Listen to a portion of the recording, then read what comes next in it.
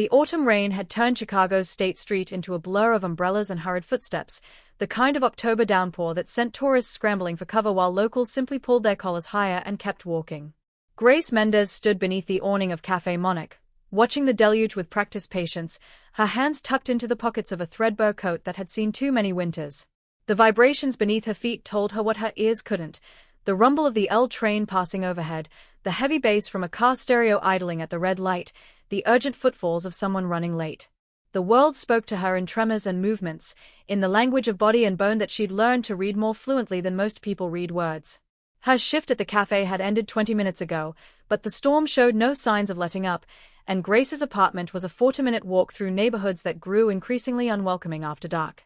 The bus fare sat heavy in her mental budget, $2.50 that could buy ramen for 2 days, or cover part of the medication her abuela needed next week. She was calculating these impossible mathematics when she felt it, a shift in the air pressure, the subtle displacement that meant someone had stepped close behind her. Too close. Grace turned, her dark eyes immediately cataloging details the way she'd learned to do since childhood, when the world had gone silent at age 7 and forced her to become an expert observer of everything else. Before we jump back in, tell us where you're tuning in from, and if this story touches you, make sure you're subscribed, because tomorrow, I've saved something extra special for you. The man behind her was unremarkable in the way that deliberate anonymity often was: medium height, medium build, a face designed to be forgotten. But his eyes lingered too long on the back of her head, and his hand rested inside his jacket pocket with the kind of tension that suggested he was gripping something he didn't want seen. Grace's pulse quickened as she recognized the stance. She'd grown up in neighborhoods where danger wore many faces, and she knew predatory focus when she saw it. Her eyes darted to the street, searching for help, and that's when she saw him. The man getting out of the black SUV moved like liquid shadow despite his size, all controlled power and unconscious authority. His charcoal suit probably cost more than Grace made in 6 months, and the way other pedestrians instinctively gave him space suggested this wasn't the first time Leo Grant had commanded attention without saying a word. Grace had seen his face before. In newspapers her abuela saved, in hushed conversations at the cafe when certain customers came in the knowing glances exchanged between servers when someone mentioned the Grant family.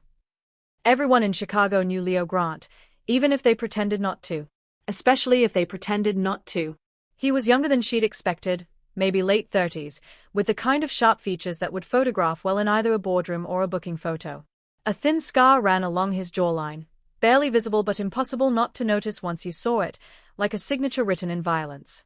His eyes were the color of winter steel, currently fixed on his phone as he stood beside his vehicle, apparently unconcerned with the rain soaking his expensive jacket. Grace made a decision born of desperation and instinct. She moved before she could second-guess herself, crossing the sidewalk with quick strides until she reached Leo Grant's side. Her hand shot out and tapped his arm, once, twice, 3 times in the urgent pattern that meant attention, danger, now. He turned with the fluid precision of someone trained to respond to threats, his hand already moving toward the concealed weapon she was certain he carried. Their eyes met, and Grace watched calculation flicker across his features as he assessed her in a fraction of a second. Young woman, soaked coat, terrified eyes, hands already moving in signs. Man following us, Grace signed rapidly, her fingers forming the words with desperate clarity.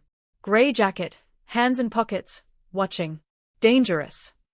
For a heartbeat that stretched into eternity, Leo Grant simply stared at her, his expression shifting from cold assessment to something more complex. Recognition sparked in his eyes, not of her specifically, but of her language, of the way her hands formed words his ears would never hear. Then his face transformed into something that made Grace's breath catch. Not anger, not confusion, but a mask of such controlled menace that the temperature seemed to drop 10 degrees around them. His eyes, those winter steel eyes, moved past her to locate the man she'd indicated, and what Grace saw in that gaze was the reason people crossed streets to avoid Leo Grant. Ice cold didn't begin to describe it. This was the face of a man who had made calculations about life and death so many times that the math had become automatic, effortless, inevitable. Leo's hand moved from his concealed weapon to Grace's elbow, the grip firm but not painful as he guided her toward the open door of his SUV with movements too smooth to be anything but practiced. His other hand rose, and he signed with surprising fluency, not the halting attempts of someone newly learning, but the practiced ease of someone who'd been signing for years. Get in the car. Now. You're safe. Grace's mind screamed warnings about getting into vehicles with dangerous men, about all the cautionary tales that ended badly for women who made desperate choices. But when she glanced back at the man who'd been following her, she saw him take a step forward, his hand emerging from his jacket pocket to reveal the dull gleam of a blade. She got in the car. Leo slid in beside her with fluid efficiency, already barking orders to his driver in a voice that carried the absolute certainty of someone whose commands were never questioned. The SUV pulled into traffic with smooth acceleration, and Grace watched through the tinted windows as Leo's security detail, 3 men who'd materialized from seemingly nowhere, converged on the man with the knife. "Do you know him?" Leo signed, his hands forming the question with an economy of movement that suggested he was more comfortable with ASL than most hearing people ever became. Grace shook her head, her own hands trembling slightly as she signed back. "Never seen him before. But I know dangerous when I see it." Something flickered across Leo's face. Was it approval? Amusement? Whatever it was vanished as quickly as it appeared, replaced by that same calculating assessment. He studied her with an intensity that made Grace feel like he was cataloging every detail, filing away information for future use. "Your name," he signed. Not a question, but a command softened only slightly by the addition of please as an afterthought. "Grace. Grace Mendez." She fingerspelled her last name carefully, watching his reaction. Leo nodded once, a gesture of acknowledgement that somehow carried weight beyond the simple movement. "Leo Grant." He signed back, though they both knew she already knew exactly who he was. "And you just potentially saved both our lives." Grace's eyebrows rose in question. "Both." "That man wasn't just following you," Leo explained, his signs sharp and precise. "He was watching me." You being there complicated his approach. His eyes held hers with uncomfortable intensity. "The question is why you can sign, and why you chose to warn me instead of running." Before Grace could answer, Leo's phone lit up with an incoming message. He glanced at it, his jaw tightening almost imperceptibly before he looked back at her. When he signed again, his movements carried new urgency. "Where do you live?" "I'm having you taken home with security." "I can take the bus." Grace started to sign, but Leo cut her off with a sharp gesture. "The man following you was carrying more than just a knife," he signed bluntly. "My team just found a syringe in his jacket. This wasn't a simple mugging." His expression darkened. "Someone wanted you specifically." "The question is why." The words hit Grace like physical blows. "A syringe. Not robbery, then." "Abduction." "Trafficking." The nightmare scenarios that every woman in Chicago carried in the back of her mind suddenly crystallized into terrifying reality. "I don't know," she signed, her hands shaking harder now. "I work at Café Monarch. I go to community college. I take care of my grandmother. I'm nobody." "Nobody is ever nobody," Leo signed back, something almost gentle entering his expression despite the hard angles of his face. "Especially not someone who signs fluent ASL and has the instincts to identify threats most people miss." The SUV navigated through Chicago's streets with smooth efficiency, the driver clearly experienced in defensive techniques. Grace watched the city blur past, her mind racing with questions she wasn't sure she wanted answered.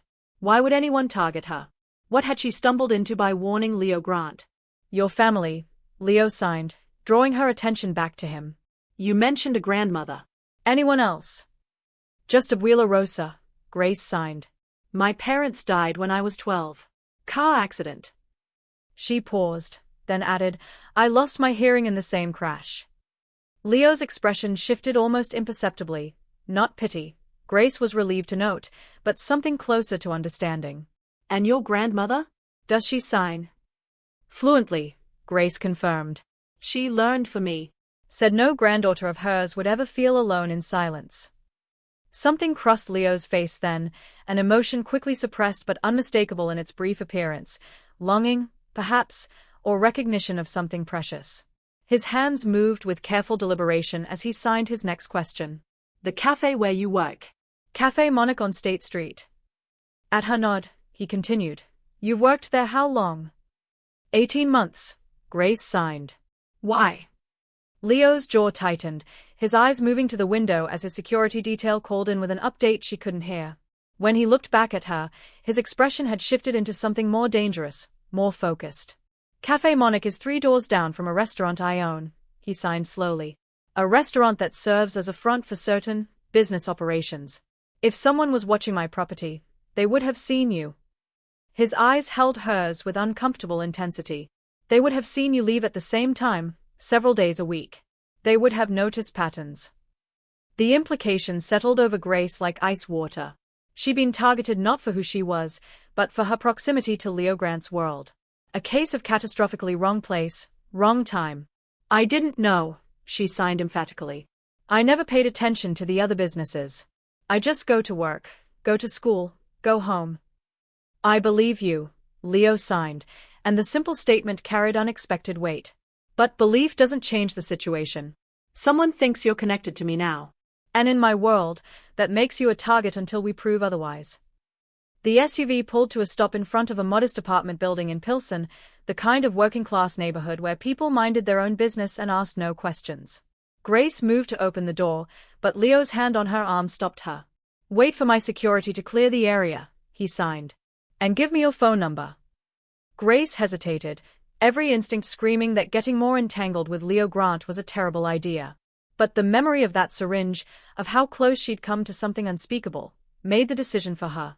She pulled out her ancient flip phone, the kind that required T9 texting and had approximately 3 functions, and showed him the number. Leo's expression as he looked at the device was almost comical. That's a museum piece, he signed with what might have been amusement. It works, Grace signed back defensively. And it's paid for. Something shifted in Leo's eyes, respect, maybe, for the kind of practical pride that came from making do with what you had. He pulled out his own phone, sleek and expensive, and typed something quickly before showing her the screen. This is my direct number. You text me when you get inside, when you leave for work, when you arrive anywhere. Every single time. No exceptions. I'm not your responsibility, Grace signed, even as she took a photo of his number with her ancient phone's grainy camera. You became my responsibility the moment you warned me about danger, Leo signed back, his expression brooking no argument. In my world, debts are always paid. And I don't leave people vulnerable when they've helped me. His security team gave the all-clear signal, and Leo opened the door himself, stepping out first to scan the street with the same predatory assessment Grace had noticed earlier. Only when he was satisfied did he gesture for her to exit, his body positioned between her and the street in a protective stance that was probably unconscious. Tomorrow, someone will come to install a security system in your apartment, Leo signed as they stood beneath the building's worn awning. Don't argue. It's not negotiable. I can't afford, Grace started, but Leo cut her off with a sharp gesture. Did I ask you to pay? His signs were firm but not unkind. This is for my peace of mind as much as your safety. Someone targeted you because of proximity to my business. That makes it my problem to solve. Grace wanted to argue, to maintain the independence she'd fought so hard to preserve since her parents died. But the memory of that man with the syringe, of how close she'd come to disappearing into the kind of nightmare that destroyed lives, made her swallow her pride. Thank you, she signed simply. Leo nodded once, then signed something that made Grace's breath catch. You saved my life today, Grace Mendez. That's not a small thing in my world. Get inside. Lock your doors. Text me when you're safe. She watched him return to the SUV, watched it pull away with the smooth efficiency of people accustomed to moving through the city like sharks through water. Only when the taillights disappeared around the corner did Grace allow herself to process what had just happened. She'd warned a Mafia boss about danger. She'd gotten into his car. She'd given him her phone number and her address. And tomorrow, his people would be installing security in her grandmother's apartment. Grace climbed the stairs to the 3rd floor with legs that felt like water, her mind spinning with implications and possibilities she hadn't asked for but couldn't ignore. The small apartment was dark when she entered, her grandmother already asleep despite the early hour. Abuela Rosa's health had been declining lately, requiring more rest, more medication, more money Grace didn't have. She locked the door behind her, engaged the chain, and propped a chair under the handle the way she always did. Only then did she pull out her phone and send a text to the number Leo had given her. Inside. Safe. Thank you. The response came within seconds. Good. Sleep. We'll talk tomorrow about why someone wanted to take you. Grace stared at those words, at the casual way Leo Grant had inserted himself into her life with the same efficiency he probably used to run his criminal empire. She should be terrified. She should be planning how to extract herself from this situation before it got worse.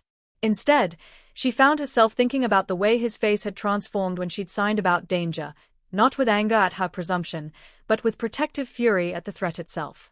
About the fluid way he'd signed, suggesting years of practice rather than casual knowledge. About the care he'd taken to ensure she reached home safely, despite being a stranger who'd interrupted his evening. Leo Grant was dangerous. Everyone in Chicago knew that. His family had built an empire on calculated violence and strategic power, controlling territory through a combination of legitimate businesses and illegal operations that the FBI had been trying to prove for years. But he'd also promised to protect her. And something in those winter steel eyes suggested Leo Grant didn't make promises he didn't intend to keep. Grace fell asleep that night with her phone clutched in her hand, the unfamiliar weight of someone else's protection settling over her like a blanket she hadn't asked for but desperately needed. She didn't know yet that her impulsive decision to warn Leo Grant about danger would unravel secrets that stretched back years, connecting her grandmother's past to his family's present in ways neither of them could have anticipated. She didn't know that the man with the syringe was just the first move in a chess game that had been playing out long before she'd stepped onto that rain-soaked sidewalk. All she knew was that the world had shifted beneath her feet, and Grace Mendez, a deaf college student who worked at a cafe and took care of her grandmother, had somehow caught the attention of Chicago's most dangerous man. And in Leo Grant's world, attention was never accidental, protection was never free, and debts were always collected. Tomorrow would bring answers to questions she hadn't known to ask. But tonight, for the first time in longer than she could remember, Grace felt something unexpected alongside the fear, the strange security of knowing that someone powerful had declared her under his protection. Even if that someone was exactly the kind of man she should be running from. Grace woke to vibrations she didn't recognize, heavy, rhythmic, purposeful. Her hand shot to her phone on instinct, checking for alerts, but the screen showed only 6:47 a.m. and no new messages. The tremors came from below, from the building itself, and they carried the unmistakable signature of multiple people moving with coordinated precision. She pulled on jeans and a sweatshirt, her heart hammering as she crept to the apartment door and checked the peephole. The hallway was empty, but the vibrations continued, coming from the stairwell now. Grace counted 3, no 4 distinct sets of footfalls, all ascending with the measured pace of people who knew exactly where they were going. Her phone buzzed with an incoming text, security team arriving now. Let them in. Leo. Grace's fingers flew across her ancient phone's keypad. How do you know they are here already? Because I'm downstairs in the car.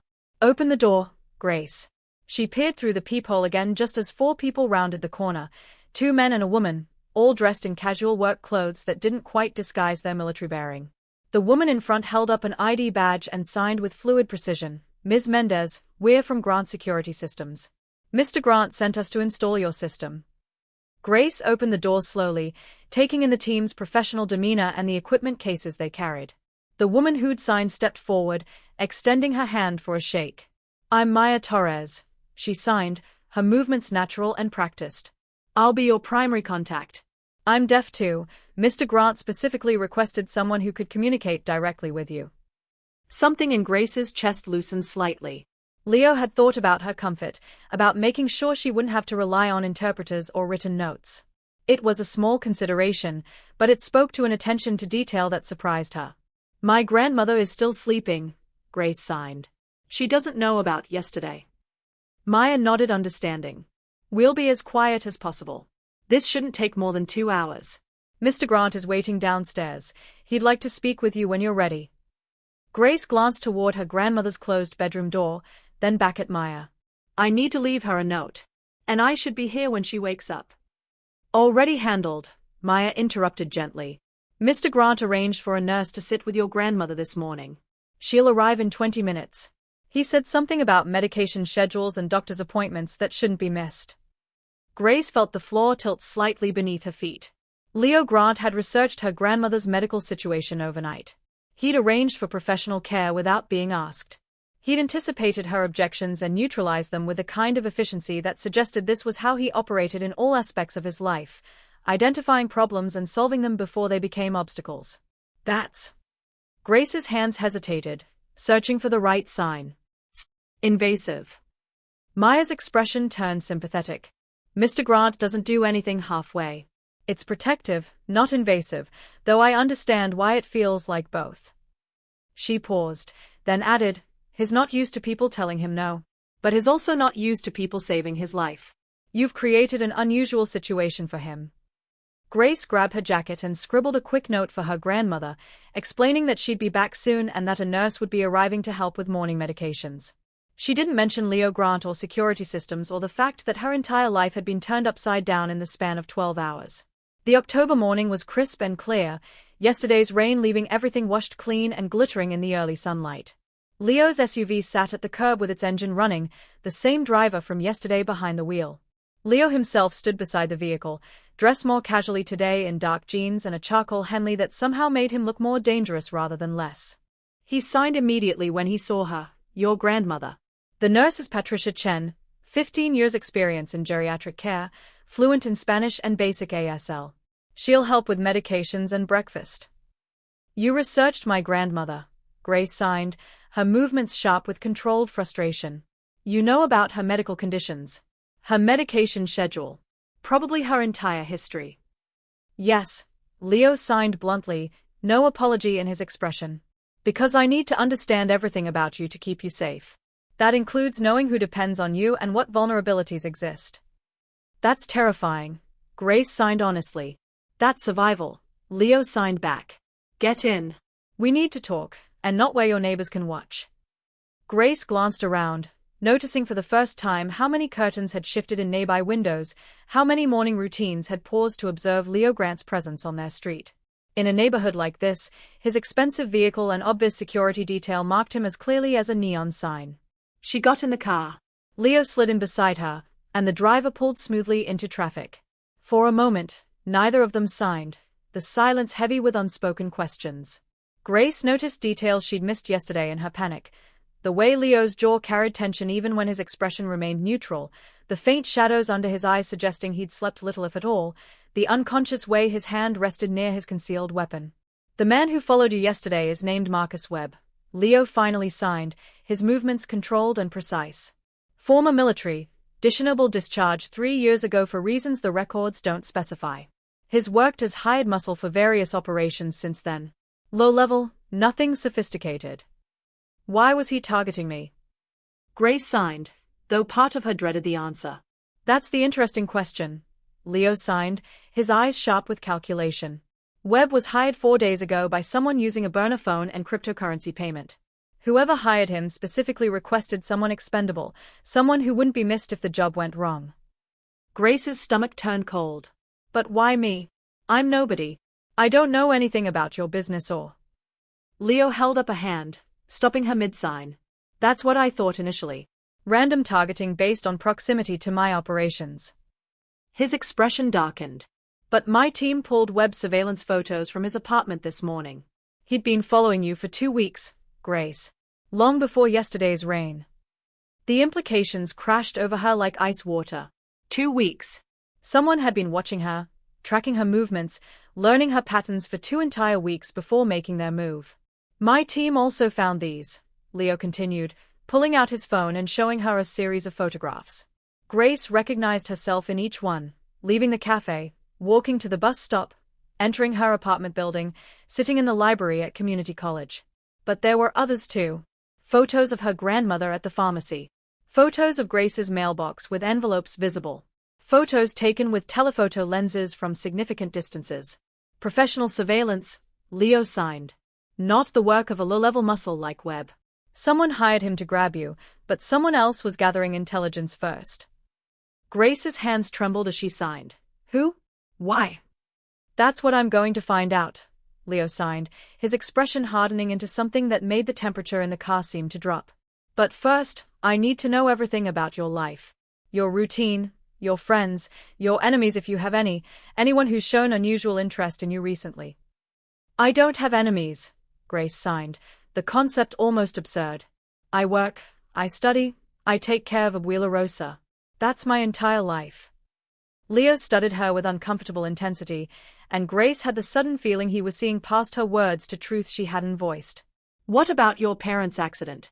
You said they died when you were 12. Car crash, Grace signed, confusion evident. We were driving to Michigan for vacation. Semi-truck ran a red light. My parents died instantly. I woke up in the hospital 3 days later, deaf from head trauma. Who investigated the accident? Grace's hand stilled mid-sign. What? It was an accident.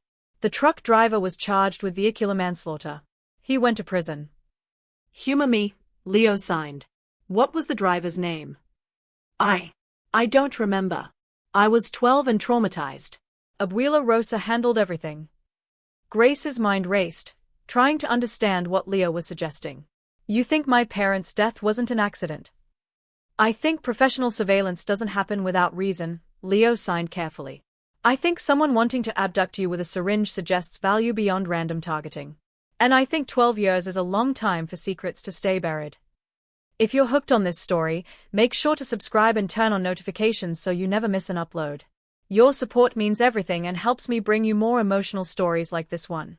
The SUV pulled into an underground parking garage beneath a sleek high-rise in the Loop. Grace recognized the building, Grant Tower, one of Chicago's most exclusive addresses, home to luxury condos and Leo's legitimate business headquarters.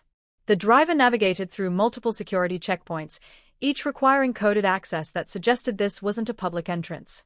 Where are we going? Grace signed as the elevator required both Leo's keycard and a fingerprint scan. Somewhere we can talk without interruption, Leo signed. And somewhere I can show you something about your family that your grandmother never told you. The elevator opened directly into a penthouse that took Grace's breath away. Floor-to-ceiling windows offered panoramic views of Chicago's skyline and Lake Michigan beyond. The decor was minimalist but clearly expensive, everything chosen for quality rather than ostentation. What caught Grace's attention, though, wasn't the luxury but the wall of monitors in what appeared to be a home office visible through an open door. This is your home, Grace signed, realization dawning. One of them, Leo confirmed. The most secure one. The place where I keep things that can't be compromised. He led her to the office, gesturing for her to sit in a leather chair that probably cost more than Grace's entire bedroom furniture combined. Leo remained standing, his movements controlled as he accessed a locked drawer in his desk and removed a thick folder. My father built this organization through strategic alliances and calculated violence, Leo signed, his expression unreadable. But his real genius was information. He understood that knowledge was more valuable than territory, that secrets were currency in a world where loyalty could be bought. He opened the folder, revealing photographs that made Grace's breath catch. Her father, younger but unmistakable, standing beside a man who bore a striking resemblance to Leo. Both men wore expensive suits, both carried themselves with the confidence of people accustomed to power. Your father, Daniel Mendez, worked as an accountant for my father's organization, Leo signed, watching her reaction carefully. Not just any accountant, the accountant. The one who knew where every dollar came from and where it went. Grace's world tilted on its axis. That's impossible. My father worked for a regular accounting firm. He did taxes for small businesses and… That was his cover, Leo interrupted gently. His real work happened in the evenings and weekends, when he would meet with my father to discuss cash flow, investments, and how to move money without attracting federal attention. He produced more documents, ledgers in her father's handwriting, financial statements with familiar signatures, photographs of her father at locations Grace had never seen him visit. The evidence was overwhelming, undeniable. The accident that killed your parents wasn't an accident, Leo signed, his movements heavy with old guilt. The truck driver was paid to cause that crash. Paid by someone who wanted your father dead before he could testify in an investigation that would have destroyed multiple organizations, including ours. Grace felt tears burning behind her eyes, but she refused to let them fall. Who? Who killed my parents? That's complicated, Leo signed. The man who paid for the hit died 5 years ago, killed by my father in retaliation once we learned the truth. But the person who ordered him to do it. He paused, something painful crossing his features. That identity was protected by my father. A secret he took to his grave 2 years ago. Why are you telling me this? Grace signed, her hands shaking with anger and grief and a dozen emotions she couldn't name. Because someone is targeting you now, Leo signed with urgent intensity. 12 years after your parents died, someone is coming for you specifically. That's not coincidence. That's unfinished business. He pulled up a chair and sat facing her, his expression more open than she'd seen it. Your father kept insurance, copies of everything, evidence that could destroy the people he worked for. My father always assumed Daniel destroyed it before he died, that the secret died with him. But what if he didn't? What if he left it somewhere, and someone thinks you know where it is? Grace's mind raced through memories she'd locked away, her father's late-night meetings, the way abuela Rosa had moved them to a different neighborhood immediately after the funeral, the odd questions people had asked in the months following the accident. Details that had seemed meaningless to a traumatized 12-year-old suddenly rearranged themselves into a terrifying pattern. I don't know anything, she signed desperately. If my father left evidence, I never saw it. Abuela Rosa never mentioned it. We've lived quietly for 12 years. Why would someone come after me now? Because something changed, Leo signed. Something happened recently that made you valuable or dangerous to someone. I need to figure out what that was. Grace thought back through the past few weeks, searching for anything unusual. There was, my grandmother got a letter 2 weeks ago. From a lawyer's office. Something about an estate settlement from a relative who died. She seemed upset about it, but she said it was nothing, just old family business. Leo's expression sharpened immediately. Do you still have the letter? Maybe? It might be in the apartment. Abuela Rosa keeps important papers in a box under her bed. Leo was already pulling out his phone, typing rapidly. He showed Grace the screen. Maya, search the apartment for any legal correspondence. Estate settlements, lawyer letters, anything official from the past month. Priority 1. You can't just search my grandmother's private papers, Grace signed, even as she understood the futility of the objection. I can and I will, Leo signed bluntly. Because that letter might be the key to understanding why someone wants to abduct you. Your privacy is less important than your life right now. The brutal practicality of his logic was hard to argue with, even as it made Grace's skin crawl. She was learning that Leo Grant's protection came with strings attached, specifically, the string of complete access to every aspect of her life. Your grandmother, Leo signed, his expression thoughtful. Rosa Mendez. She was born in Mexico City, came to Chicago at age 23, married your grandfather within a year. He died when your father was 8 years old, construction accident. He paused, studying Grace's reaction. Or that's what the official records say. But my father's note suggests something different. What? Grace signed, dread pooling in her stomach. Your grandfather, Miguel Mendez, worked security for the Court of a Family, a rival organization that my father eventually absorbed. His death wasn't an accident. It was an execution disguised as workplace tragedy. Leo's signs carried a weight that suggested he knew exactly how brutal that truth sounded. Your grandmother has been living in Chicago for 40 years, knowing who killed her husband but never speaking of it. That kind of silence has weight, Grace. That kind of secret has power. Grace stood abruptly, pacing to the windows to stare out at the city she thought she knew. Everything in her life was being rewritten, every truth revealed as facade. Her father, the accountant, had been a criminal. Her grandfather's death had been murder. Her grandmother had carried devastating secrets for decades. And now Grace herself had been marked by those same secrets, targeted for knowledge she didn't even know she possessed. I need to talk to Abuela Rosa, Grace signed when she turned back to Leo. She's the only one who can tell me the truth about all of this. Agreed, Leo signed. But not yet. Not until we secure her properly and understand exactly what we're dealing with. His phone buzzed with an incoming message that made his jaw tighten. My team just identified another surveillance position near your building. Someone is still watching your apartment. The casual delivery of such terrifying information made Grace's legs weak. Right now? Someone is there right now. Not anymore, Leo signed with grim satisfaction. My security just picked him up. He'll be answering questions shortly. The implications of what answering questions meant in Leo Grant's world hung heavy between them. Grace returned to her chair, suddenly exhausted despite the early hour. This is insane. 24 hours ago, I was just a waitress trying to pay rent and afford my grandmother's medications. Now I'm in the middle of some mafia conspiracy involving my dead parents and, her signs stopped abruptly as a thought struck her. The medications. Leo, Abuela Rosa's medications cost $2,000 a month. We qualify for assistance, but there's always a gap. How does a woman living on Social Security in Pilsen afford that? Leo's expression told her he'd already thought of that question. Someone has been paying the difference. Anonymously, through a charitable foundation that doesn't actually do any other charity work. I'm tracking the money trail now. So someone's been taking care of us, Grace signed slowly. For 12 years, someone has been making sure we could survive. Making sure Abuela Rosa didn't have to work, making sure I could go to school. The pieces were falling into place with sickening clarity. They were keeping us close. Keeping us dependent. And keeping you quiet, Leo added. As long as you believed your father was just an accountant who died in a tragic accident, you had no reason to look deeper. No reason to threaten anyone with truths you didn't know existed. His phone buzzed again, and Leo glanced at it with an expression that made Grace's stomach clench. The man my team just picked up isn't talking. Professional training, probably former intelligence. This isn't street-level surveillance, Grace. Someone with serious resources is after you. What do we do? Grace signed, hating how small her hands looked forming those words. Leo stood, moving to the windows to look out at the city he controlled. When he turned back, his expression had shifted into something harder, more decisive. We move your grandmother here. Today. This building has the best security in Chicago, and my people can protect her better than anyone else.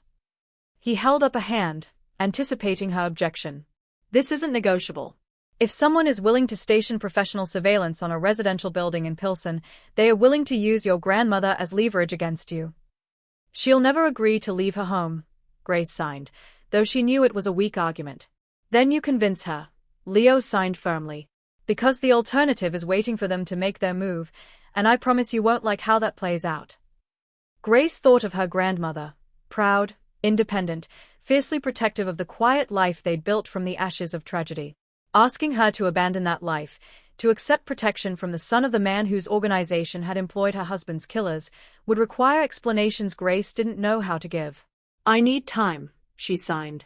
I need to talk to her, to explain. You have 2 hours, Leo interrupted. That's how long it will take my team to prepare a secure suite in this building. Then my people are bringing her here whether she agrees or not, because her safety is more important than her pride. The autocratic certainty in his signs should have made Grace angry. Instead, she felt a strange relief at having someone else make impossible decisions, at having someone powerful enough to enforce those decisions regardless of objections. Why are you doing this? Grace signed, the question she'd been avoiding since yesterday. You don't owe me this much protection. I warned you about danger, yes, but you've already repaid that debt 10 times over. Leo was quiet for a long moment, his expression unreadable as he seemed to weigh his response. When he finally signed, his movements carried unexpected vulnerability. My mother was deaf, he signed slowly. She died when I was 16, cancer that went undiagnosed too long because doctors didn't take her seriously when she tried to communicate her symptoms. My father never learned to sign, never bothered to enter her world. She lived in our house but existed in isolation, surrounded by people who couldn't understand her. His hands paused, and Grace saw raw emotion flicker across his face before he controlled it. I learned ASL to talk to her. To give her someone who could understand. But I was too young, too wrapped up in following my father's path, and I didn't realize how alone she was until it was too late. His eyes met Grace's with painful intensity. So when I see someone brave enough to warn a stranger of danger using the language my mother spoke, someone targeted because of my world just like my mother was trapped by it, yes, I'm going to protect you. Because I couldn't protect her. The confession hung between them, raw and honest in a way Grace hadn't expected from Leo Grant. She understood suddenly that his protection wasn't just about debt or strategy or the practical concerns of someone targeted near his operations. It was personal. It was penance. I'm sorry about your mother, Grace signed, the words inadequate but sincere. Leo nodded once, accepting the sympathy without dwelling on it. We should go. Your grandmother will be finishing breakfast soon, and you need to prepare her for what's coming. The drive back to Pilsen passed in tense silence, both of them absorbed in their own thoughts. Grace watched the city change as they moved from the loop's gleaming towers to the modest residential streets where she'd built her life. The familiar landmarks, the panaderia where abuela Rosa bought fresh bread every morning, the church where they attended Spanish Mass on Sundays, the small park where Grace sometimes studied on warm afternoons, all of it suddenly felt fragile, temporary. Maya met them in the hallway outside Grace's apartment, her expression serious as she signed. Your grandmother is asking questions. Nurse Patricia tried to deflect, but Rosa is sharp. She knows something's wrong. Grace took a deep breath and opened the door to find her grandmother sitting at the kitchen table with Nurse Patricia, her weathered hands wrapped around a coffee mug as she studied the new security cameras with suspicious eyes. Abuela Rosa had always been small but formidable, her spine straight despite her 73 years, her dark eyes missing nothing. Those eyes narrowed when she saw Leo Grant enter behind Grace, recognition sparking immediately despite never having met him before. In a neighborhood like theirs, everyone knew what Leo Grant looked like, even if they'd never seen him in person. Grace's hands moved quickly, signing and speaking simultaneously. Abuela, we need to talk. Something's happened, and I need you to listen to everything before you react. Rosa Mendez set down her coffee mug with deliberate precision, her gaze moving between Grace and Leo with the kind of assessment that came from a lifetime of reading danger. When she responded, her voice was steady despite the tremor in her weathered hands. Mija, why is Leo Grant in my kitchen, and why are there security cameras in my hallway? Grace knelt beside her grandmother's chair, her hands moving slowly as she signed and spoke. Abuela, the man who followed me yesterday wasn't random. Someone has been watching us. And Leo, Mr. Grant, has been helping me understand why. Rosa's eyes hardened, decades of composure cracking. Her gaze shifted to Leo, standing respectfully near the doorway. You told her about Daniel, Rosa said flatly, an accusation more than a question. He told me my father worked for his father. Grace signed, her voice catching. That the accident wasn't an accident. That someone murdered my parents. The silence was absolute. Even Nurse Patricia quietly excused herself to the hallway with Maya. I told myself you would never need to know. Rosa signed slowly, weariness evident in every movement. That I could keep you safe by keeping you ignorant. It didn't work, Leo interjected gently but firmly. Someone is coming for Grace now. Professional surveillance, attempted abduction. Whatever Daniel left behind, someone thinks Grace can lead them to it. Rosa's face crumbled momentarily. The letter, she whispered. Dios mío, the letter triggered this. What letter, abuela? Grace signed urgently. Rosa retrieved a worn wooden box from beneath her bed. Inside, she pulled out an envelope with a law firm's return address. Grace read quickly, notification that a safety deposit box was now accessible to her upon reaching her 21st birthday 3 weeks ago. Access required identification and a key. Did you receive a key? Leo asked. It came yesterday, Rosa admitted, producing a small brass key. I was going to tell you this weekend. Leo's phone buzzed. His expression darkened as he showed Grace the screen. The surveillance team was hired by the Court of a Remnants. They are moving assets. The Court of a Family. Grace signed to her grandmother. Leo said Abuelo Miguel worked for them. That they killed him. Rosa's eyes filled with tears.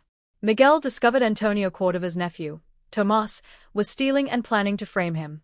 Tomas arranged the accident before Miguel could speak. Her hands shook. I kept silent because I had an 8-year-old son to protect.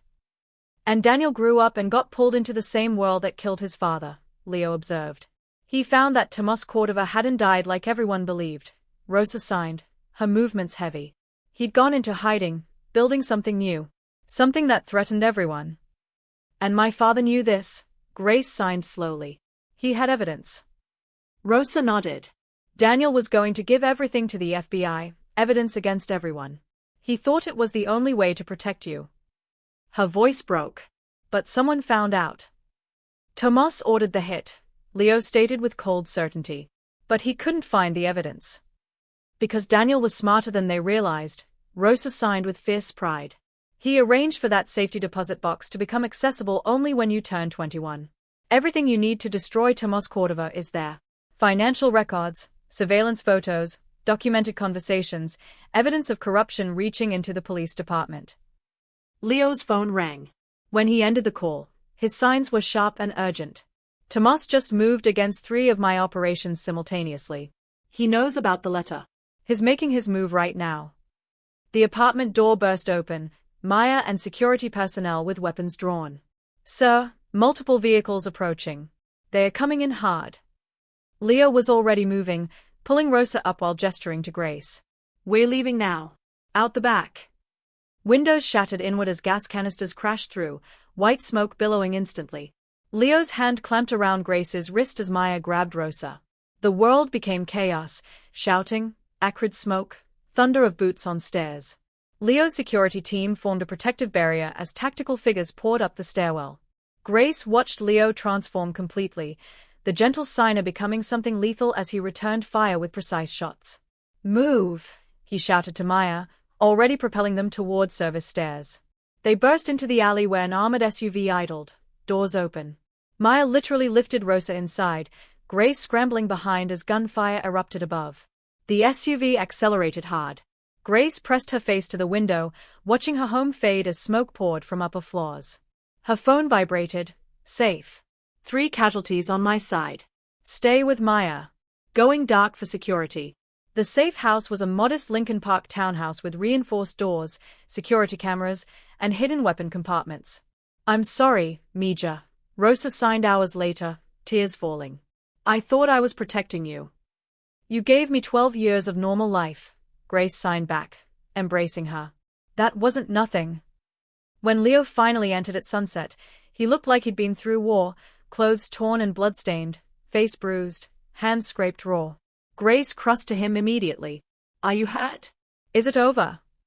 Leo caught her hands gently. I'm fine. Mostly their blood. And no, it's not over. But we won the first round. He sank into a chair. Tomas Cordova is still alive, but his operation took a significant hit. We need to get what's in that safety deposit box tomorrow morning. It's too dangerous, Rosa protested. Grace is already targeted, Leo interrupted respectfully. We need to move fast and use the evidence to end this permanently. He turned to Grace. But this is your choice. I can protect you through retrieval, but I can't decide for you. Grace looked between Leo's battered face and her grandmother's terror.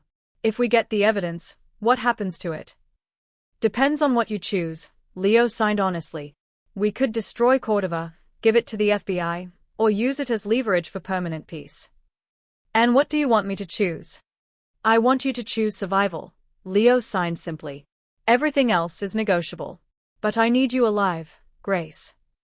The raw honesty made her decision easier. Tomorrow morning, she signed with confidence. We get the box. We see what my father left. And then we decide how to burn down the people who killed my parents. Leo's smile was sharp and dangerous. Good. Now rest. Tomorrow is going to be violent. When dawn broke, Leo signed with serious intent. Last chance to back out. Grace thought of her father's careful planning, her mother's death, all the lies that had shaped her life. I'm going, she signed firmly. This is my father's legacy. My choice to make. Leo's expression flickered with pride. Then let's go get the truth your father died protecting. And may God help anyone who tries to stop us. The First National Bank of Chicago opened its doors at precisely 8 a.m., early morning light glinting off the glass and steel facade that promised security and discretion. Grace watched from the SUV as Leo's security team performed final checks, their movements coordinated with the precision of military operations adapted for urban warfare. 3 teams, Maya signed, reviewing the plan one final time. Perimeter security outside, close protection with you and Mr. Grant inside, and a mobile response unit 2 blocks away. If Cordova makes a move, we'll be ready. Rosa gripped Grace's hand tightly, her weathered fingers trembling despite her outward composure. Your father made me promise something before he died, she signed with her free hand. He made me swear that when you opened this box, I would tell you. He loved you more than his own life, and everything he did was to give you the choice he never had. Grace felt tears prick her eyes but blinked them back. There would be time for grief later, if they survived the morning. Leo appeared at the vehicle's door, extending his hand to help Grace out. His touch was steady, grounding, as if he could transfer some of his own certainty through physical contact. Stay close to me, he signed. Don't leave my side for any reason. If shooting starts, you drop and let me handle it. The bank's interior was hushed and elegant, all marble floors and mahogany paneling designed to convey timeless stability. The branch manager, a thin man named Carlson who'd clearly been briefed about Leo Grant's visit, appeared immediately with nervous efficiency. Mr. Grant, everything is prepared as you requested. We've closed the vault area to other customers for the next hour. Complete privacy, as discussed. His eyes darted between Leo and Grace with barely concealed anxiety. Grace presented her identification and the key Rosa had given her, watching Carlson verify both against his records with trembling hands. The man was terrified, she realized, not just of Leo, but of whatever forces might be interested in this particular safety deposit box.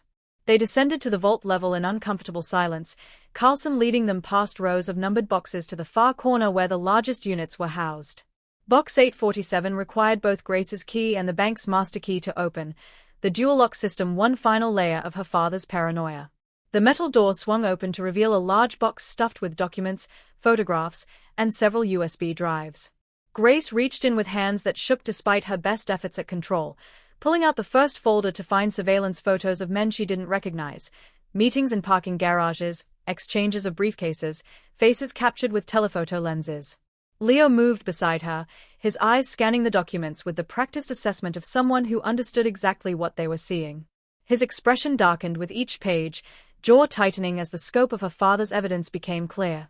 "This is comprehensive," he signed, careful to keep his movements small in the confined space. "Financial records, witness statements, photographs documenting years of criminal activity. Your father wasn't just keeping insurance, he was building a case that could destroy everyone involved." Grace pulled out more folders, each one revealing another layer of a father's secret investigation. Money laundering through legitimate businesses. Political corruption reaching into the mayor's office. Drug trafficking routes that connected Chicago to cartels across the border. And photographs, so many photographs of people who should never have been caught on camera together. Then she found the folder marked with her name in her father's handwriting. "Grace, read first." Inside was a letter, written in English and Spanish on pages that showed signs of being handled repeatedly, as if her father had returned to read his own words many times. "Mi querida hija. If you're reading this, then I'm gone, and you've reached the age where you can make your own choices about what to do with the truth. I'm sorry, Grace. Sorry that I couldn't be the simple accountant you believed I was. Sorry that I brought danger to our family through my own choices and curiosity. I was angry when I started working for the grant organization, angry about my father's death, angry about the lies that surrounded it, angry at my mother for accepting blood money and silence. I thought if I worked for the people who'd absorbed the court of a family, I could find answers, maybe even revenge. Instead, I found something worse. I found that I was good at it. Good at hiding money, good at making illegal operations look legitimate, good at being the bridge between criminal enterprise and respectable business. And by the time I understood what I'd become, you were born, and I couldn't imagine walking away and leaving you unprotected. So I made a different choice. I became a spy inside the organization, documenting everything, gathering evidence, preparing for the day when I could bring it all down and give you a clean future. No criminal legacy. No blood money funding your education. Just the truth and the choice of what to do with it. The evidence in this box can destroy everyone involved, the Grant family, the remnants of the Cordova organization, corrupt officials, everyone. It can also protect you. Use it as leverage, and you'll be untouchable. Use it as a weapon, and you'll have enemies for life. The choice is yours, Mija. It always was. Know this, I loved you and your mother more than my own survival. Everything I did, good and bad, was to give you options I never had. Whatever you choose to do with this evidence, know that your father died proud of the woman you would become. Con todo mi amor, Papa. Grace's hands trembled as she finished reading, tears streaming down her face despite her best efforts at control. She felt Leo's hand on her shoulder, steady, grounding, offering silent support without demanding anything in return. "There's more," Maya signed from the doorway where she'd been maintaining security. Her expression was grim as she held up her phone. Cordova just posted a message on dark web channels. He's offering $5 million for the contents of this box and Grace's death. Every mercenary and criminal in the Midwest just became a threat. Leo's expression went cold and deadly, the transformation instantaneous. "Time's up. We take everything, we leave now, and we make our decision on the move." His signs were sharp, urgent. "Grace, grab the USB drives. Maya, get a bag for the documents. We evacuate in 60 seconds. But before they could move, the bank's power died, a total blackout that plunged the vault level into absolute darkness before emergency lighting kicked in, bathing everything in blood-red illumination. "They are here," Maya signed, weapon already drawn. "Everyone behind me. We're going to the emergency exit, not the main entrance." The sound of gunfire erupted from the floors above, muffled by walls but unmistakable in its intensity. Leo physically pushed Grace behind him, his own weapon appearing in his hand with practiced ease as he signed quickly with his free hand. "Stay behind me. Move when I move. Stop when I stop. Trust me completely." They moved through the vault with practiced coordination, Maya leading while Leo protected Grace from behind. The emergency exit led to a maintenance corridor that should have been clear, but as they entered, Grace felt vibrations through the floor that suggested running footsteps approaching fast. Leo signed a single sharp command. Down. Grace dropped immediately, hearing, feeling, the rush of air as bullets passed overhead.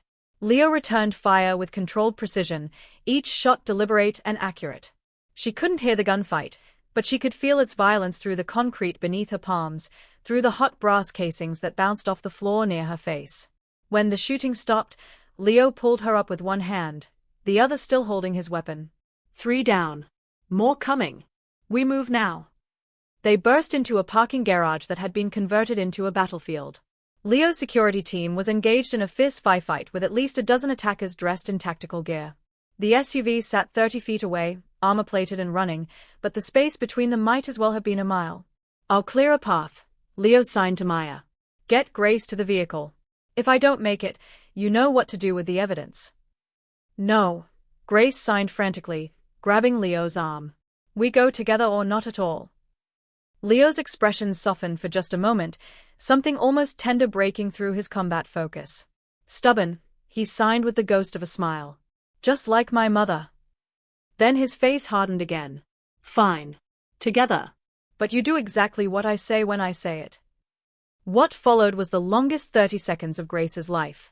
Leo moved with her toward the SUV, his body positioned to shield her from incoming fire, his weapon tracking targets with mechanical efficiency. Grace felt the impact when a bullet hit his armor, felt him stumble slightly but keep moving, keep firing, keep protecting her with single-minded determination. Maya reached the SUV first, yanking the door open and providing covering fire. Leo literally threw Grace into the vehicle, his momentum carrying them both inside as Maya slammed the door and the driver accelerated before it was fully closed. Bullets hammered against the armored exterior like deadly rain, spiderwebbing windows designed to withstand assault rifle rounds. Grace watched through the cracked glass as the parking garage erupted in a final exchange of fire, Leo's security team executing a fighting retreat that left bodies scattered across blood-stained concrete. Status. Leo signed to Maya, his hands steady despite the adrenaline surely flooding his system. 4 casualties on our side. Unknown on theirs, but at least 15 down that I saw. Maya's expression was grim. They came prepared for war, Mr. Grant. Cordova must have liquidated significant assets to fund this operation. Leo was already on his phone, typing rapidly as the SUV navigated through Chicago streets with evasive maneuvers designed to lose pursuit.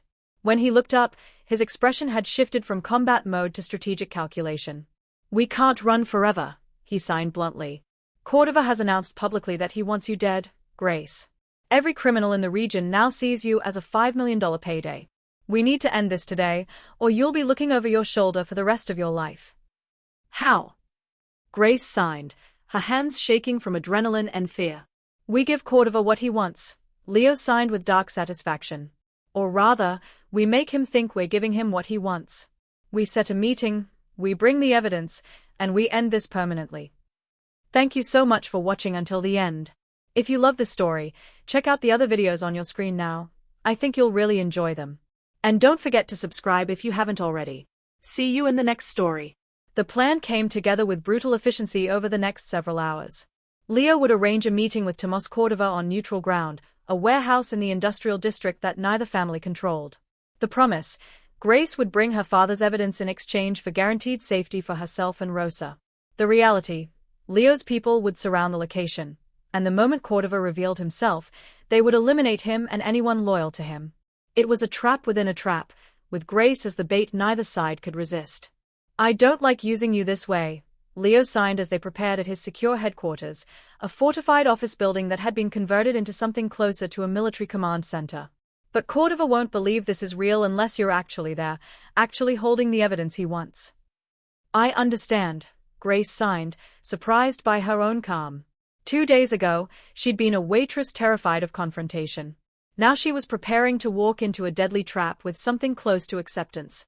My father gathered this evidence to give me options. This is me exercising those options. Rosa had been installed in a secure suite in Leo's personal building, protected by a full security team and monitored around the clock. She'd argued violently against Grace's involvement in the confrontation, but in the end, even Rosa understood there was no other choice. Running would only postpone the inevitable. This had to end today. As sunset painted Chicago in shades of orange and red, Grace sat in Leo's office reviewing the plan one final time. She would enter the warehouse with Leo and Maya, carrying a single USB drive that supposedly contained everything from the safety deposit box. The real evidence had been copied and distributed to multiple secure locations, with instructions to release everything to federal prosecutors if Grace didn't check in within 24 hours. "You've changed," Leo observed, watching Grace handle the USB drive with steady hands that hadn't trembled in hours. His signs carried something like respect. 2 days ago, you could barely look at me without fear. Now you're preparing to face down a crime boss with the kind of calm that takes most people years to develop. 2 days ago, I thought my life was simple, Grace signed back. Now I know it never was. The fear was based on ignorance. What I feel now is just clarity, understanding of what needs to be done. Leo studied her with an intensity that made Grace feel exposed in ways that had nothing to do with danger. "After this is over," he signed slowly, "assuming we both survive, what do you want?" "Your father's evidence can set you up for life." "You could disappear, start over somewhere. Cordova's name means nothing. Is that what you want?" Grace asked. "For me to disappear?" "No," Leo signed with unexpected honesty. "I want you to stay. In Chicago. Near me. Under my protection." His expression revealed vulnerability she'd only seen glimpses of before. "I want to keep learning how you see the world. How you navigate silence with such grace. How you maintain compassion despite everything you've learned about the darkness beneath polite society." "That sounds like more than just protection," Grace signed carefully. "It is," Leo admitted. "It's selfish. It's dangerous for you. And it's the truth." His hands paused before continuing. "My mother lived in isolation despite being surrounded by people. I don't want that for you. I want to build something where your deafness isn't a barrier, where sign language is normal, where communication happens on your terms. And I want to do that with you, not just for you." Before Grace could respond, Meyer appeared in the doorway with a grim expression. Cordova confirmed the meeting. 8 p.m. at the specified location. He's bringing a full team, at least 20 people according to our intelligence. He doesn't trust this any more than we do. "Good," Leo signed. Mutual distrust means both sides will be careful. Careful means predictable. And predictable means we can control the situation. The drive to the warehouse district passed in tense silence. Grace watched the city transform from residential neighborhoods to industrial sprawl, from streetlights and life to dark emptiness broken only by scattered security lights. This was where Chicago hid its ugliness. Abandoned factories, toxic waste sites, places where bodies could disappear without anyone asking questions. The warehouse itself was a massive structure of corrugated metal and broken windows, surrounded by cracked pavement and overgrown weeds. Leo's security team had arrived hours earlier, positioning themselves in hidden locations throughout the complex. But Grace knew Cordova's people had done the same. This confrontation would be a chess game played with bullets and blood. "Last chance," Leo signed as they prepared to exit the vehicle. "Say the word, and I'll do this without you." Grace shook her head firmly. "This is my father's legacy. I finish what he started." They entered the warehouse through a rusted side door, Leo slightly ahead of Grace with his hand resting near his concealed weapon. The interior was vast and dark, lit only by industrial work lights that created harsh shadows and left the corners in absolute blackness. In the center of the space, a circle of light revealed an elderly man in an expensive suit, flanked by armed guards who tracked Grace and Leo with professional focus. Tomas Cordova was smaller than Grace had expected, barely 5.5 feet tall, with thinning white hair and the kind of grandfatherly appearance that contradicted everything she knew about him. His eyes were cold and calculating, the eyes of someone who'd ordered deaths without losing sleep. "So you're Daniel Mendez's daughter," Cordova said, his accented English carrying across the empty space. "You look like him. Same eyes. Same stubborn jaw." He smiled without warmth. "Your father was a brilliant man. Such a waste that he couldn't understand the value of loyalty." Grace stepped forward before Leo could stop her, her voice clear despite rarely using it. "My father understood loyalty. He was loyal to truth. To justice. To giving me a future that wasn't built on blood money." Cordova's expression hardened. "And yet here you are, standing beside Leo Grant, protected by the same organization your father tried to destroy. Irony is a cruel teacher, Miss Mendez." "I'm here to offer you a deal," Grace said, pulling the USB drive from her pocket and holding it up where Cordova could see it. "Everything my father gathered, financial records, photographs, witness statements, everything, is on this drive. I'll give it to you in exchange for a guarantee. You leave me and my grandmother alone. Forever. We disappear from your world, and you never think about us again. Cordova laughed, the sound echoing through the warehouse with bitter amusement. You're even more naive than I thought. Do you really believe I'd let you walk away, knowing what you know, having seen what you've seen? The only guarantee I can offer is that your death will be quick. That's what I thought you'd say, Grace replied, surprised by her own calm.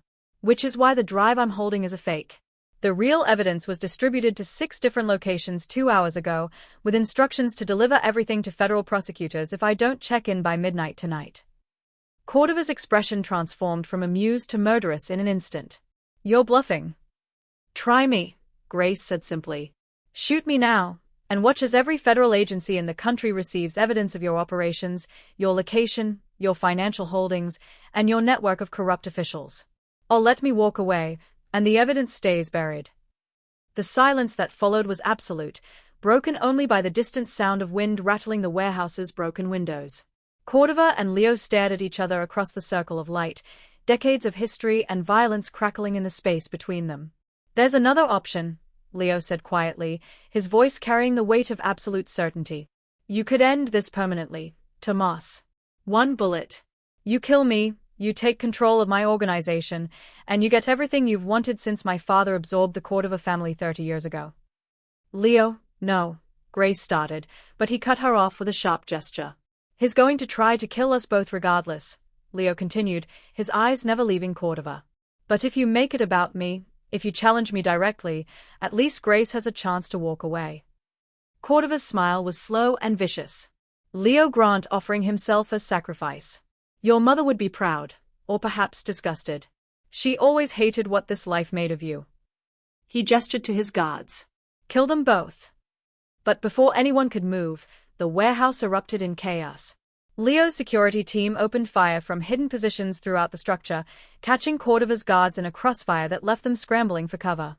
Leo threw Grace to the ground, his body covering hers as bullets rained through the space they'd occupied seconds before. The gunfight was overwhelming in its violence. Muzzle flashes strobing the darkness, concrete exploding where bullets struck support columns, the acrid smell of cordite filling the air. Grace couldn't hear the sounds of warfare, but she felt its impacts through the floor, through Leo's body pressed against hers, through the vibrations of footsteps as people ran and fell and died around them. It lasted less than 3 minutes but felt like hours. When the shooting finally stopped, Grace looked up to find Cordova on his knees, blood spreading across his expensive suit from a wound in his shoulder. His guards lay scattered around him. Some dead, some dying, all defeated. Leo rose slowly, his weapon trained on Cordova with rock-steady hands. His signs were sharp as he addressed Grace. Your choice. He ordered your parents' deaths. He tried to kill you and your grandmother. Justice or mercy? Grace stood on shaking legs, moving to stand beside Leo as she studied the man who'd destroyed her family. Cordova looked up at her with defiant eyes. No pleading, no fear, just cold acceptance of whatever judgment she delivered. My father spent years gathering evidence because he believed in justice, not revenge, Grace said quietly. He wanted the truth to protect people, not just punish criminals. She turned to Leo. We let him live. We use the evidence as leverage to force his complete withdrawal from Chicago. And if he ever breaks that agreement, everything goes to the FBI. Leo's expression was unreadable as he studied Grace's face, searching for certainty behind her words. Finally, he nodded once and lowered his weapon. You heard her, Tomas. You get to live, but your organization is done. Liquidate everything, leave Chicago, and never return. That's the deal. Take it or die here. Cordova's laugh was pained but genuine. Daniel Mendez's daughter, showing mercy to his killer. He would either be proud or horrified. I can't decide which. He struggled to his feet with visible effort. Fine. I accept. But know this, Miss Mendez, mercy is a weakness in our world. Someday it will cost you everything. Maybe, Grace replied. But today it costs you your empire. I'll take that trade. As Cordova's surviving people helped him from the warehouse, Grace felt the weight of 2 days of terror and violence finally lift from her shoulders. It wasn't over. She understood that the evidence would need to be managed, that threats might still emerge, that her life would never return to the simple existence she'd believed was hers. But the immediate danger had passed. Her grandmother was safe. And Grace had proven to herself that she could face the darkness her father had discovered without losing the light he'd tried to protect. Leo's hand on her shoulder drew her attention. "You surprised me," he signed, exhaustion and respect evident in his movements. "I expected vengeance. You chose something harder, forgiveness with consequences. That takes strength I didn't know you had." "I didn't know I had it either," Grace signed back honestly. "But my father didn't gather evidence so I could become a killer. He did it so I could choose a different path than the one that destroyed him." They walked from the warehouse together, leaving behind the bodies and blood and violence that had defined their first 48 hours together. Outside, dawn was breaking over Chicago, painting the industrial wasteland in shades of gold and pink that seemed impossible after the darkness they'd survived. Maya met them at the vehicle, her expression showing relief at seeing them both unharmed. "Cordova's people are already liquidating assets.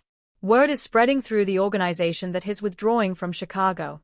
Your gambit worked." "Not a gambit," Leo signed.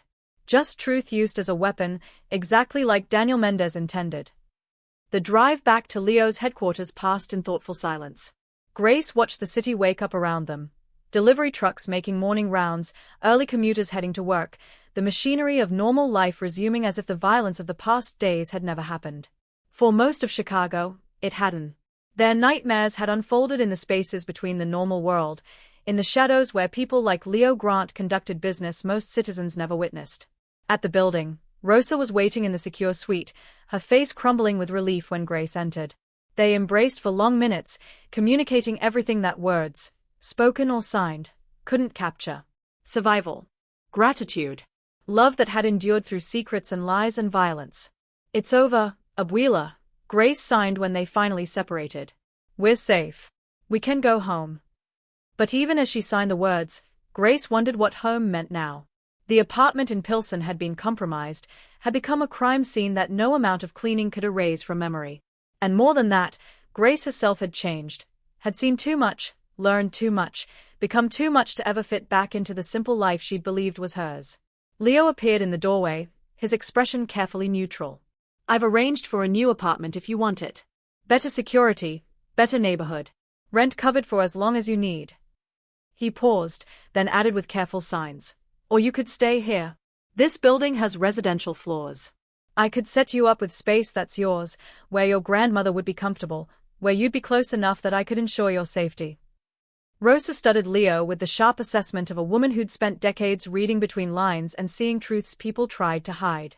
"You're asking my granddaughter to live in your building, under your protection, in your world," she said slowly. "What exactly are you offering, Senor Grant?" Leo met her gaze without flinching. "Protection. Resources. A place where Grace's deafness isn't a barrier but just a normal part of how communication happens, because I'll make sure everyone in this building learns at least basic sign language." His signs were steady as he continued. "I'm offering a life where she doesn't have to choose between safety and independence, where her talents can develop without financial stress limiting her options." "And what do you want in return?" Rosa pressed, her eyes sharp. "Honesty." Leo signed, glancing at Grace. "I want her nearby. I want the chance to know her better, to understand how someone can maintain grace under pressure, compassion in the face of violence, forgiveness when vengeance would be easier." His expression revealed vulnerability that Grace suspected few people ever saw. "I'm not good at asking for things without making them sound like transactions. But this isn't a transaction. It's an offer made because I don't want Grace to disappear from my life now that the danger has passed." Grace felt her grandmother's eyes on her, reading every micro-expression for signs of coercion or uncertainty. But what Grace felt wasn't fear or obligation, it was curiosity about what life might look like in Leo's orbit, protected not just by his power but by genuine connection forged through shared danger and the language of silence they both understood. "I'd like to try," Grace signed to both Leo and her grandmother. "Not because I'm afraid or because I owe him, but because I want to see what happens next. Who I can become when I'm not just surviving but actually living." Rosa's expression softened with understanding that came from a lifetime of making impossible choices in dangerous circumstances. "Then we'll try," she agreed. "But Senor Grant, understand this. You hurt my granddaughter, and evidence or no evidence, protection or no protection, I will find a way to make you pay." Leo's smile was genuine and almost boyish, transforming his usually dangerous features into something approaching charm. I would expect nothing less, Senora Mendez. Your reputation for fierce protection is well earned. The weeks that followed brought changes both profound and mundane. Grace and Rosa moved into a spacious apartment on the 15th floor of Leo's building, high enough for security, low enough that Rosa's fear of heights didn't become an issue. The space was furnished with understated elegance, all the practical considerations addressed without being ostentatious about it. True to his word, Leo instituted sign language classes throughout the building. Security personnel, maintenance staff, even the doorman learned basic ASL, transforming the space into one where Grace could communicate naturally rather than always being the one who had to adapt to hearing culture. Grace returned to community college, but her path had changed. Criminal justice and forensic accounting now fascinated her, the tools her father had used to document truth, the methods that could bring light to darkness. Leo provided tutors who understood her learning style, technology that made lectures accessible, and connections that opened doors typically closed to deaf students from working-class backgrounds.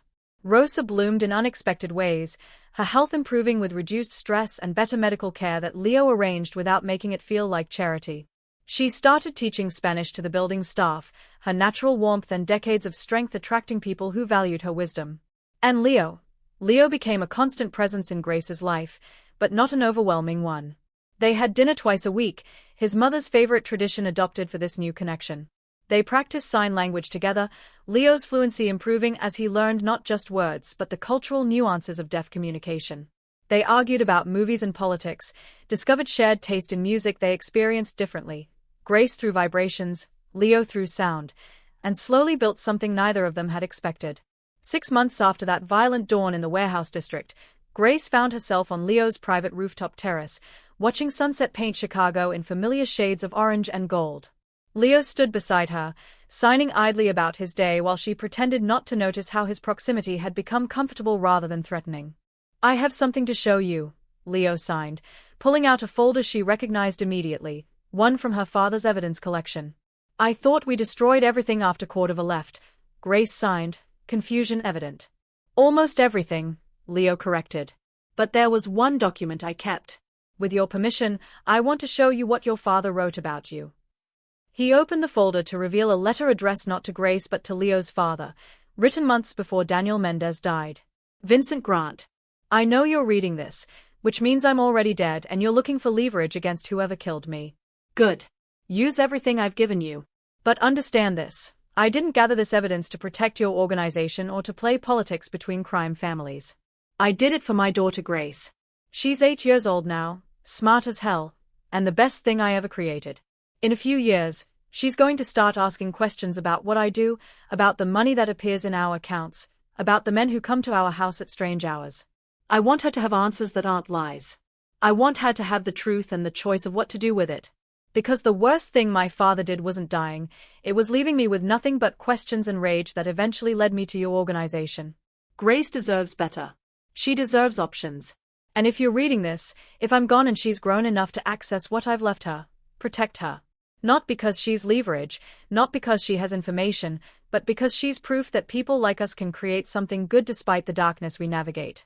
Make sure she knows her father loved her more than his own survival. Make sure she has the chance to become someone better than we could ever be.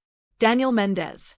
Grace felt tears streaming down her face as she finished reading, Leo's arm settling around her shoulders in silent support. Her father had thought about this moment, had planned for Leo's father to protect her if necessary, had hoped that even in death he could give her the gift of truth. Your father was remarkable, Leo signed when Grace finally looked up. He understood that the greatest legacy isn't money or power, but the choices we make possible for the people we love. And you've honored that, Grace signed back, her hands steady despite her tears. You've given me exactly what my father hoped for: protection, truth, and the space to choose who I become. Leo studied her face with the intensity that had initially frightened her but now felt like being truly seen. And who are you becoming, Grace Mendez? Grace thought about the question seriously, considering the woman she'd been just 6 months ago versus the person she was now. Someone who understands that strength and compassion aren't opposites.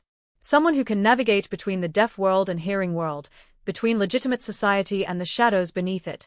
Someone who chooses to see the human beneath the monster everyone else fears. Is that what you see when you look at me? Leo signed, something vulnerable flickering across his expression. The human beneath the monster. I see someone who learned sign language for a mother he loved. Who protected strangers because they spoke his mother's language.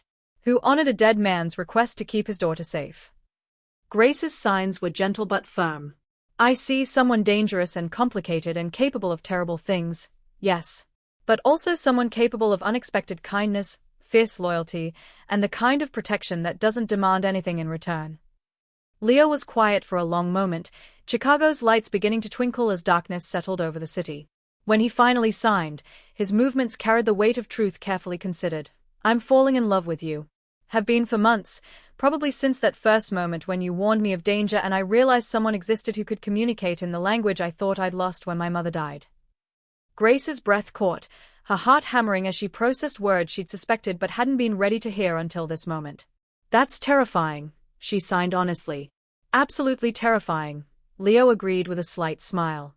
I'm a crime boss. You're a college student who deserves someone untainted by violence and blood money. Logic says this can't work, that we're from different worlds that shouldn't intersect. And yet they have intersected, Grace signed, stepping closer. My father's world and yours were connected long before I knew it. My grandfather's death tied our families together decades ago. Maybe the universe has been pushing us toward this moment since before either of us was born. Or maybe I'm just selfish enough to keep someone close who makes me remember I'm human beneath all the calculated violence. Leo's signs were self-deprecating but honest. Maybe both things can be true, Grace signed, reaching up to trace the scar along his jawline with gentle fingers.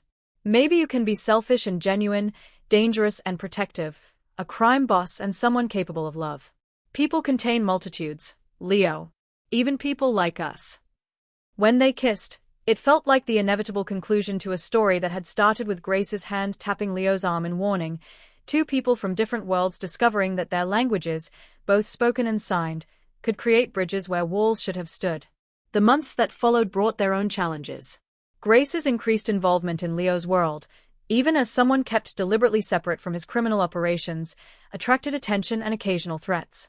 Rosa struggled with watching her granddaughter grow closer to a man whose profession embodied everything she'd tried to protect Grace from. But they navigated each obstacle with the same combination of honesty and protection that had defined their relationship from the beginning. Leo never asked Grace to compromise her principles or look away from the violence his work sometimes required. Grace never demanded Leo become someone he wasn't, understanding that his particular form of danger came with the protection that kept her and Rosa safe. A year after their first meeting in the rain, Grace stood in the same spot on State Street where everything had changed. The cafe where she'd worked had new owners now. Leo had purchased it quietly and converted it into a community center focusing on deaf services and ASL education.